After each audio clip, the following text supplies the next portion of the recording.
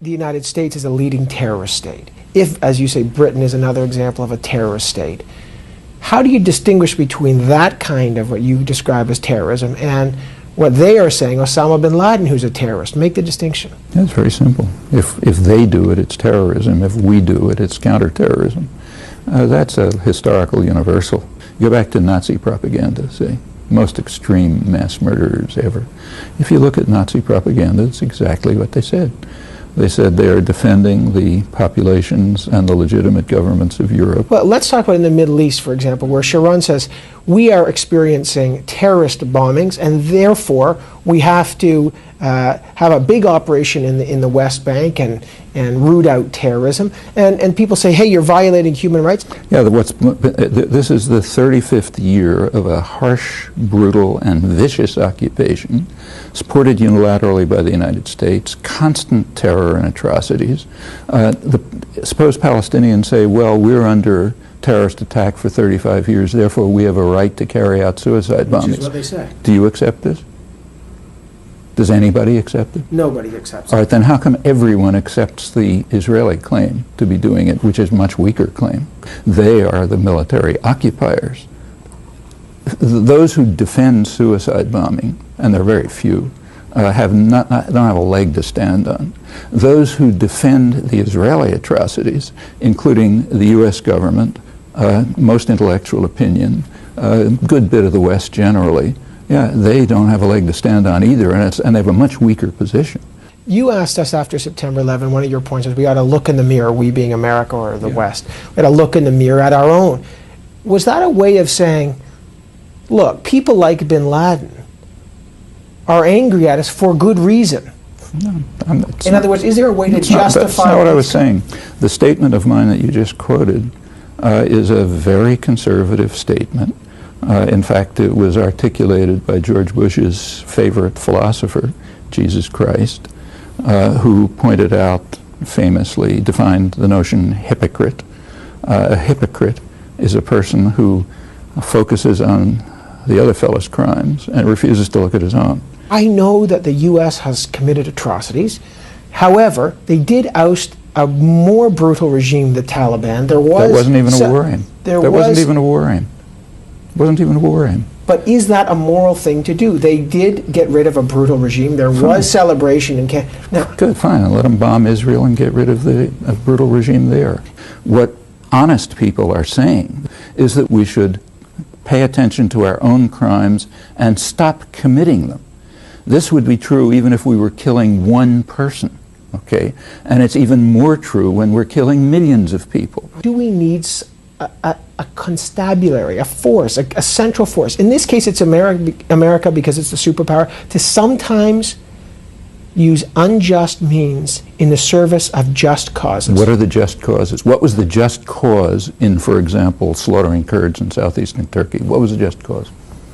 What was the just cause in supporting Suharto when he killed a couple 100,000 landless peasants in Indonesia, went on to become one of the biggest torturers in the world, and then slaughtered a third of the population of East Timor? What was the just cause? What was the just cause when we invaded South Vietnam 40 years ago, ending up killing millions of people, leaving the country devastated, they're still dying from chemical warfare? What was the just cause? Can I continue? Yeah, the just cause for people like Kaplan is we did it. Therefore, it's a just cause. You can read that in the Nazi archives, too. Let's take a look at the Middle East, but let's take a look at the facts. The facts are, for 35 years, there has been a harsh, brutal, miserable military occupation. In the United States, you cannot find a map. Here's what you find when you look at a map.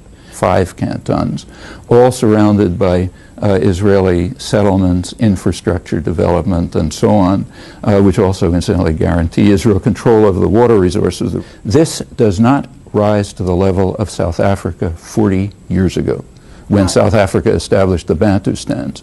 That's the generous, magnanimous offer. Okay. And there's a good reason why maps weren't shown, because as soon as you look at the map, you see it. Let me just say, Arafat didn't even bother putting a counter-proposal on the table. No, that's not true. The problem that people look at now, the Middle East, is they say it's spun out of control. How do you get back to... We look at our own position, and we discover what I just described, that for 25 years, the United States has blocked the political settlement, which is supported by the majority of the American population and by the entire world, except for Israel. We take a look at Camp David, and we see, yeah, it was the same. The United States was still demanding a Bantustan-style settlement and rejecting the overwhelming international consensus and the position of the American people. We then discover that the United States immediately moved to enhance terror in the region. So let's continue. On September 29th, Ehud Barak put a massive military presence outside the Al-Aqsa Mosque, very provocative. When people came out of the mosque, young people started throwing stones, the Israeli army started shooting, half a dozen people were killed, and it escalated. The next couple of days, Israel used U.S. helicopters to attack civilian complexes, killing about a dozen people and wounding several dozen.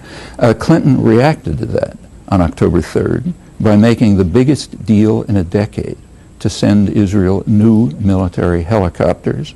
The U.S. press cooperated with that by refusing to publish the story. To this day, they have not published the fact. It continued. When Bush came in, one of his first acts was to send Israel a new shipment of the most advanced military helicopters in the arsenal. That continues right up to a couple of weeks ago with new shipments. On December 14th, the Security Council tried to pass a resolution calling for what everyone recognizes to be the obvious means for reducing terror, namely sending international monitors. The U.S. vetoed it. 10 days before that, there was a meeting at Geneva of the high contracting parties of the Fourth Geneva Convention, which has unanimously held for 35 years that it applies to Israel. The meeting condemned the Israeli settlements as illegal, condemned a list of atrocities, willful destruction of property, murder, trials, torture, and so on and so forth. What happened to that meeting? Oh, I'll tell you what happened to that meeting. The U.S. boycotted it. Therefore, the media refused to publish it. Therefore, no one here knows that the United States once again enhanced terror by refusing to recognize the applicability of conventions which make virtually everything the United States and the Israel are doing there a grave breach of the Geneva Conventions, which means a war crime. The United States is obligated as a high contracting party to prosecute violations of those conventions. That means to prosecute its own leadership for the last 25 years. Book writers like Bernard Lewis say what went wrong, that in fact there might be a clash of civilizations between an Islamic culture and a Western Judeo-Christian culture. They resent us. There's enormous amounts of hatred, and it goes back in history because of resentment. Yes, there's hatred against us. Why? In 1958, the U.S. government faced, we know from internal records, 3 major crises in the world. North Africa, Middle East, and Indonesia, all with oil-producing states, all Islamic states.